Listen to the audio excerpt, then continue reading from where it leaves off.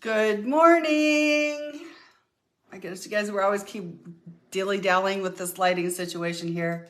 It's a challenge because I wear glasses and I've seen, different YouTubes and whoever, the lights just right smack in their face, this little donut back there.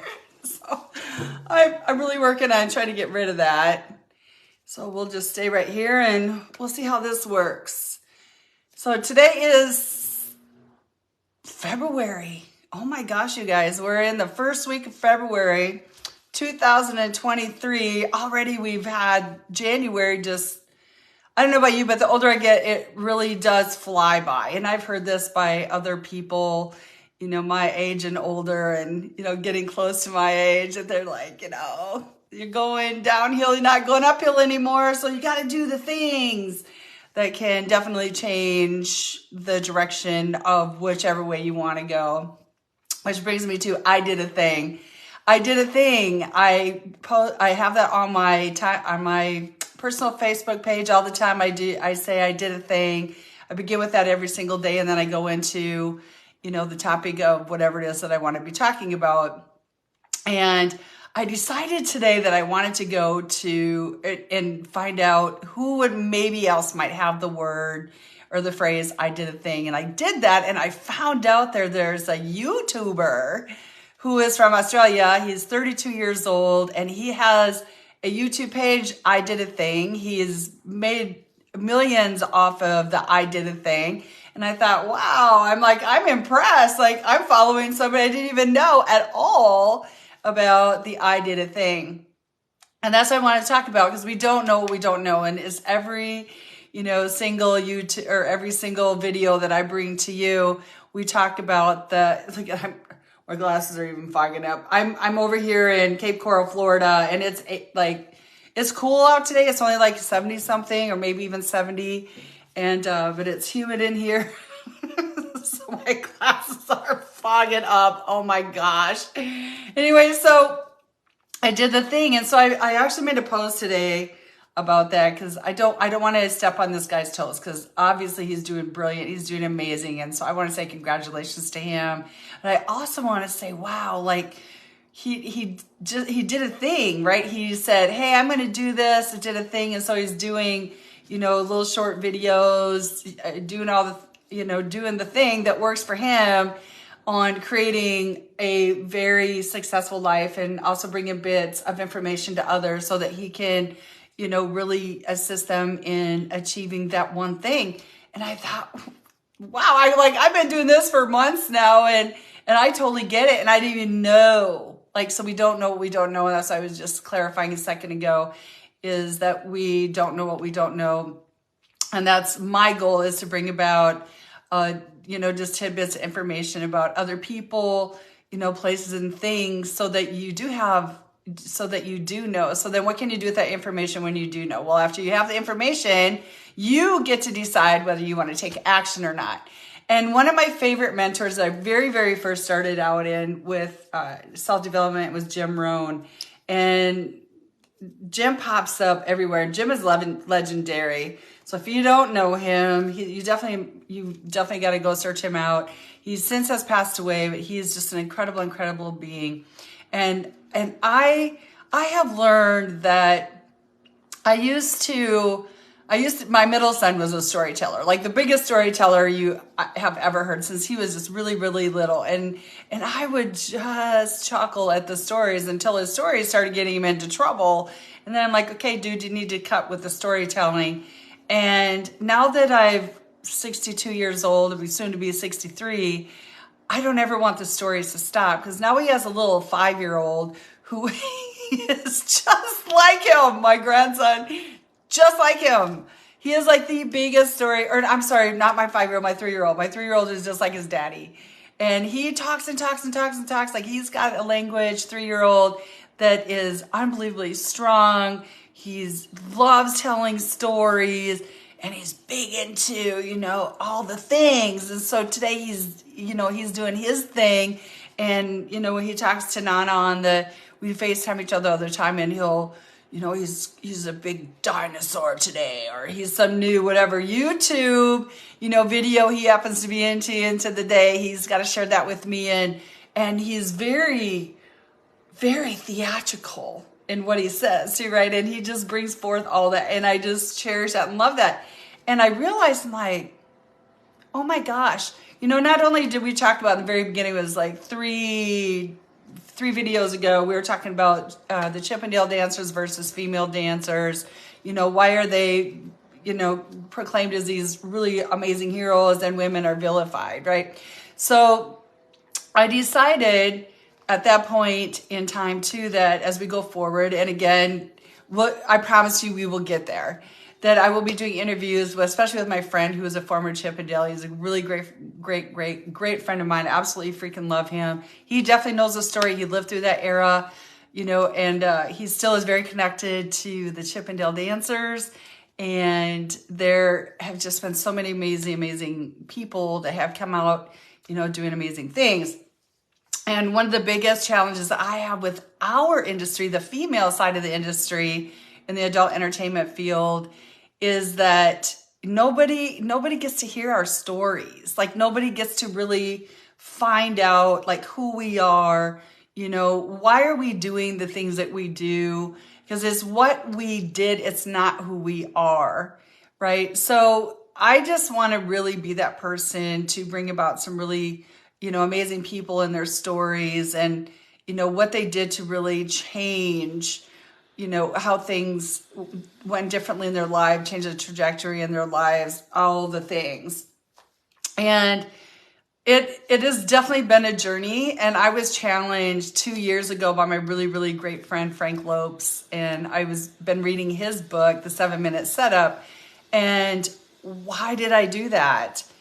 I was going to start a podcast, and I'm in a group of over 30,000 amazing, exceptional people. And the founder of that group, Glenn Lundy, is in there, and he's become a really great friend of mine. And I'm on it. He has a live TV show or live Facebook show every single morning. He has these big dreams, these big ideas, these big goals, and he has reached every single one. I have been with him in this group for almost 4 years now, and I have seen everything that he has said he's going to do. He has done it, everything.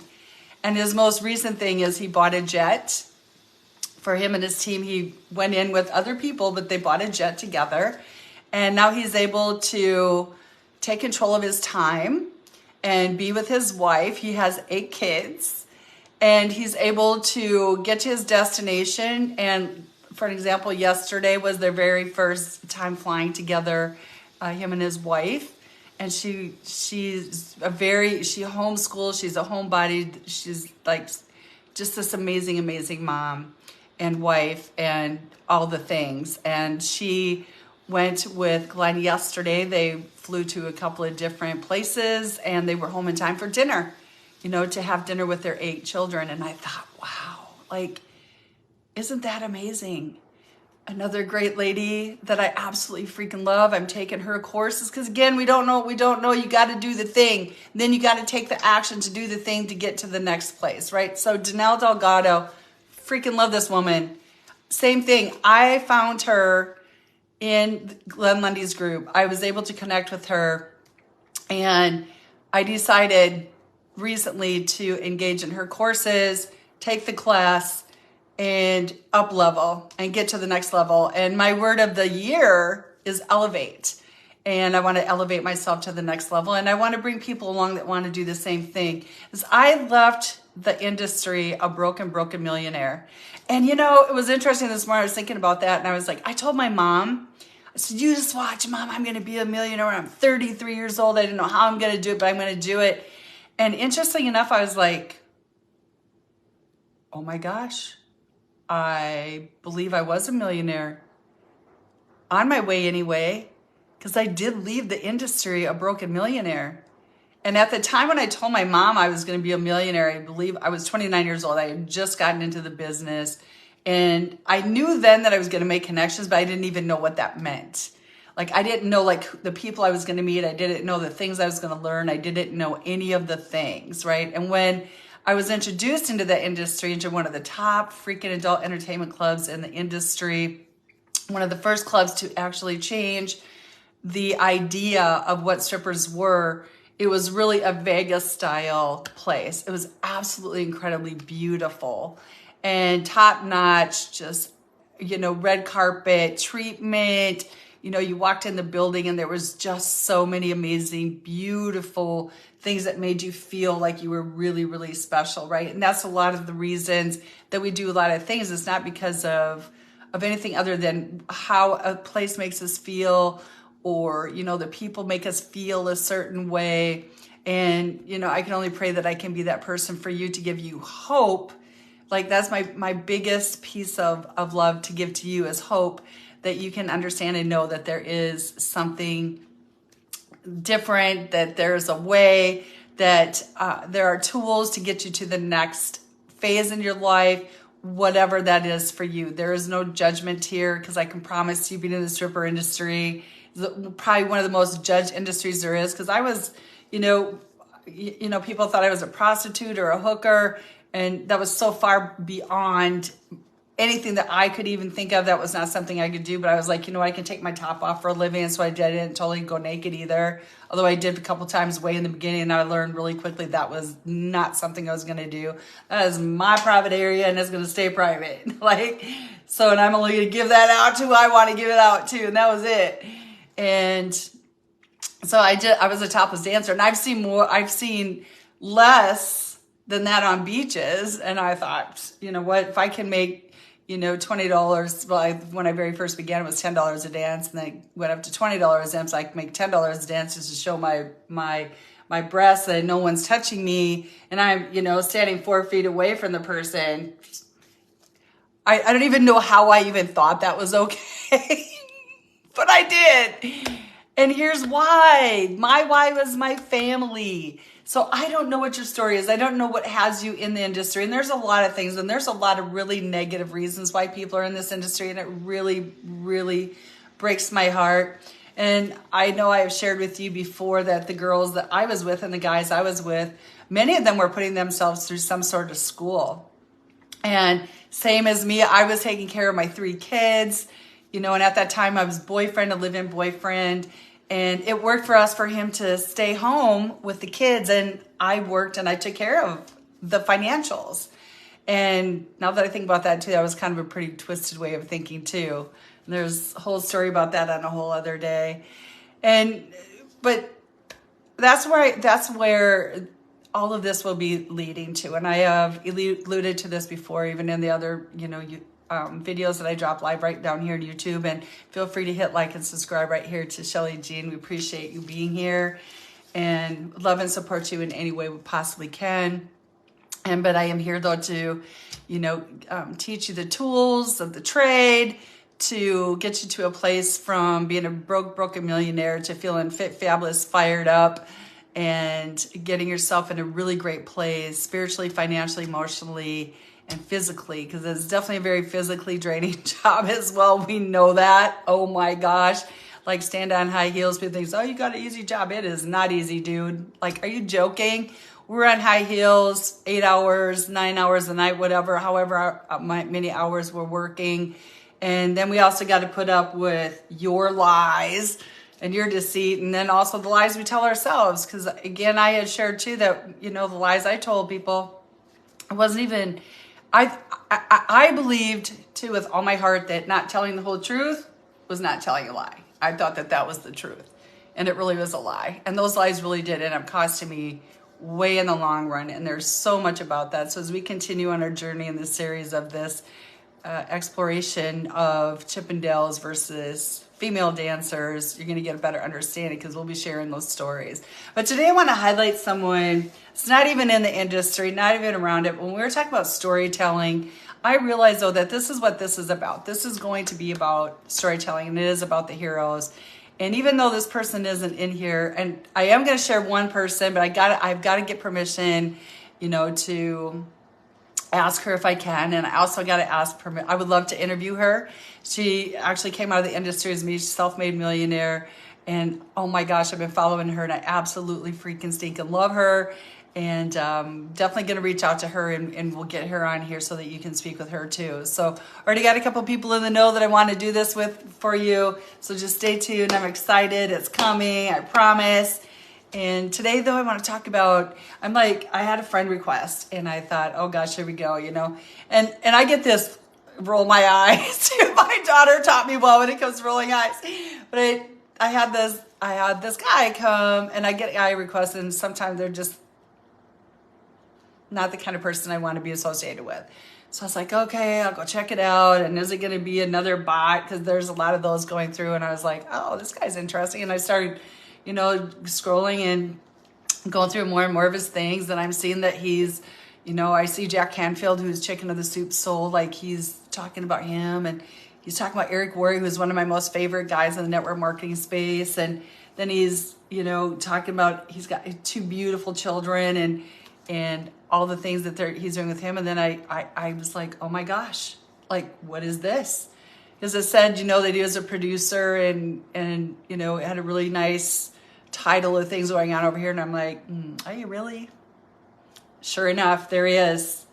And what he shared was just so profound to me. And I know that it hit me harder than most because if you know my story, you know that my son had a spinal cord injury and was paralyzed from the waist down and never did regain, his legs. And we did too. We did, a lot of spinal stimulation and all the things. And there was a lot of greatness that came out of that, but it just didn't, he was too sick to really get him into the next phase with spinal stimulation, muscle stimulation, all the things. So it just didn't quite work out for him. But I'm grateful that, I'm hearing really great things from other people. So Ari is his name. I'm not going to give out the last name at the moment. So I'm reading his story and he's talking about, he was a surgeon and he had life happen to him and it took away his ability to be a surgeon. He couldn't even walk. And he had, was in a deep depression and he was on the phone and someone in his family had said, wow, you can't believe that it had come to this. And it wasn't, and I might have said that wrong too, let's be clear about that. But what happened was because this person had made this statement to Ari, he said, no, this isn't all there is. This is not how my life is supposed to be. This is not how my life is going to turn out. And that moment he decided to be, to do, and do more. And he did that, he didn't even realize that what was happening is he's turning his life from, he obviously went to college, became a surgeon. Now he can't perform surgery anymore because he can't even stand. And now he's an executive producer, right, for a show. And the show is on Disney Plus and it's on, let me get it right. Executive producer on Disney Plus and ESPN. So what he does is he has hashtag DNA Films, and his hashtag is also Rise Up for Children. So he did a documentary on Operation Underground Railroad to save the kids, right, from child trafficking.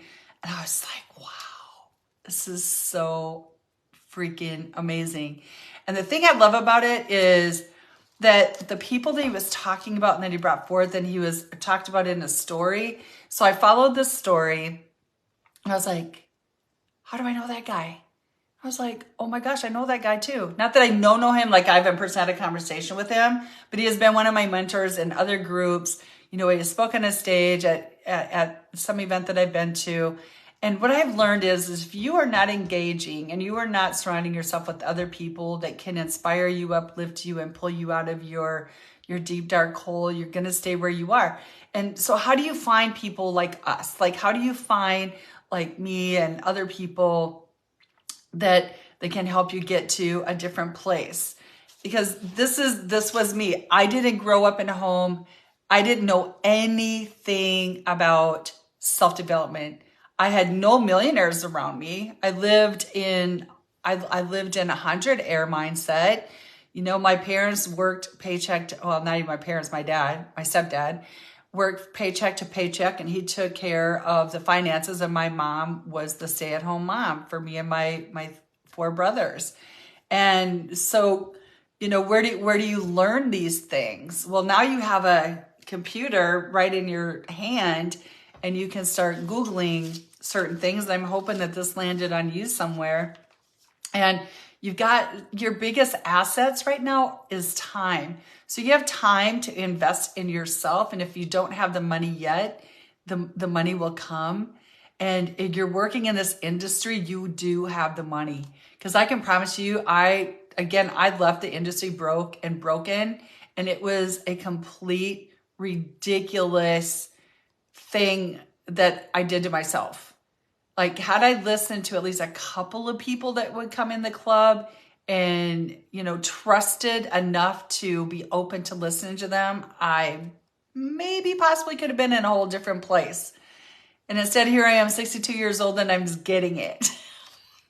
Who knew, right? And I actually started my journey 15 years ago when my son was in the hospital. He was really, really sick with his spinal cord injury, and he had these massive holes from his wheelchair in the side of his legs and a major infection. Didn't even think he was going to make it through that first week. And that's when I started. My very first book I ever picked up was Tony Robbins, Unleash the Giant Within. And that was my journey on. And the biggest takeaway that I've learned from all of this too is taking the action. Because I allowed too many other things to get in the way to take the action to do the very thing that definitely could have changed my life. And I really believe that right now that my belief is God. So whatever that belief is for you, I know too that I loved a lot. I learned a lot from Esther and Jerry Abraham. Like, I love reading about Abraham Hicks. I don't know, the law of the universe. Like, they have so many profound things in there too. So if that's for you, whatever that is. But for me, I believe that God has, and it showed me many, many miracles along the way the last 15 years, like amazing, amazing miracles. Even when I walked away from God and hated him and, just said blasphemous things about him, he never left me. And I walked through the darkest days of my life when a great friend of mine reached out to me and through an email and asked me how I was doing. And I just said, "You don't want to know?" And he said, "Yeah, I do." And so we get on the phone. I shared with him what was going on. And the first thing he said to me was, "Are you open enough to listening to me?" And I said, "Well, I already am. I'm on the phone call with you." And then his next words were, "You eat, right?" And I was like, "Are you joking?" Because we were in another network marketing company together before, and I had left that company and I wasn't in anything at the moment. And I'm like, "You got to be joking. Like, you cannot be seriously asking me to do something right now when I can't even get out of bed. Like, I took my breath away. I couldn't even function. And now you're asking me that I eat. What do you want?" And he said, "Listen," he goes, "I'm not asking you to join this company. I'm not asking you to do anything." He's like, "Except get your energy back. We've got to get you out of bed." Because if there's one thing I've learned too, is that where your energy goes, energy flows, right? And so what happened was, so I ordered some shakes, started taking them just to get my energy back, and it worked. And then one thing led to another. Next thing I know, I was surrounded by community of amazing, amazing souls, like angels, earthly angels on earth. Like, they uplifted me, they inspired me, they really assisted me in growth and to get through one of the most difficult times in my life when my son had died, my paraplegic son had died the day before his 30th birthday. And again, he wasn't as paraplegic as what had because of an accident. This kid was an amazing, amazing human. I absolutely freaking loved him with all my heart. He was my firstborn, and he taught me so much. He taught me so much about how to live and how to, that his disability wasn't disabling him to do a lot of things, and his big passion was horses. And you'll see his horse on my timeline on my personal page. I had this beautiful Frisian stallion named Garum. He even tried to own a hobby farm for a while. That definitely was not the best idea. And he was going through a lot of things though too, and he was definitely hanging out with the wrong people, doing things that clearly should not have been doing. And that's a story too for a whole other day.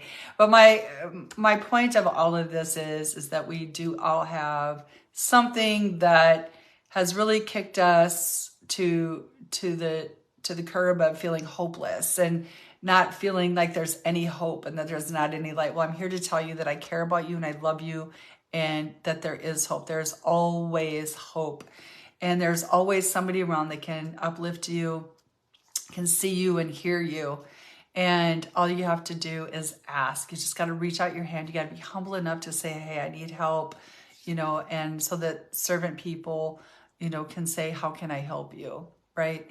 And that's how we are. And so my lives too are for, again, mostly it's to teach the masses of people about everything and to teach us about this industry.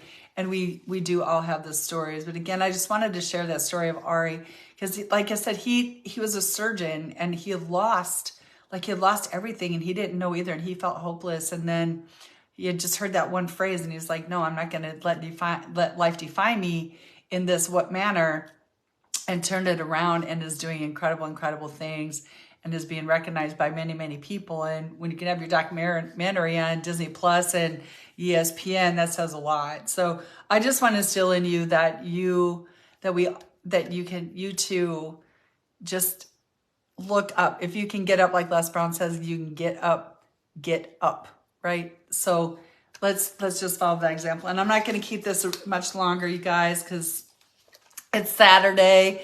And I know it's been a long night, long day, especially for those in the industry. You're probably not even up hearing this yet. And at some point, I know you will. And I appreciate you very, very much. So, and again, the one thing I wanted to share again is that this industry that we're in definitely does not teach us about money. Like we can make it and we can make a lot of money and we do make a lot of money. But you can't always create more time. And time is the greatest commodity in life that we have.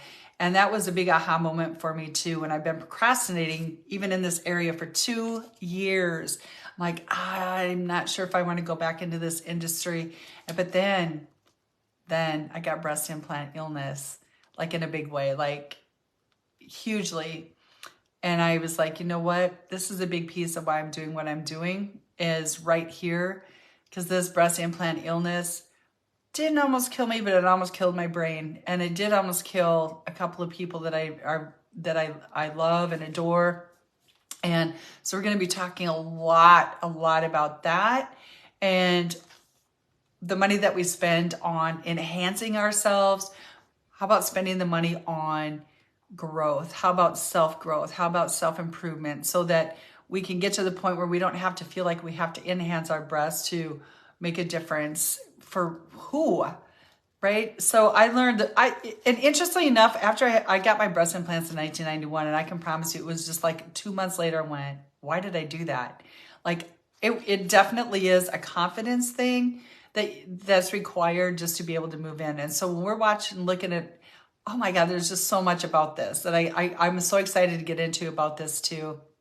But all of the magazines and covers and the people that we see in TikToks and all the things, and they're showing all these gorgeous, amazing, beautiful, beautiful women who filter themselves through everything or they're enhancing themselves. And some people have so much Botox that you don't even know what their face looks like anymore. Like, there's all the things. And so I don't know why people would think that putting so much Botox in your face so you can't even see and talk anymore is beautiful. Because I really find it really very disheartening because my heart hurts for them.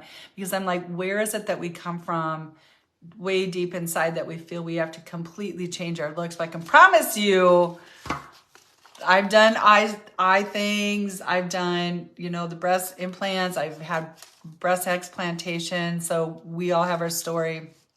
So, but I don't have time. I don't have the time to keep putting my life on hold. And, again, when we talk about the stories, mine is my why is my family. Like I want to take family vacations with my family and take them everywhere.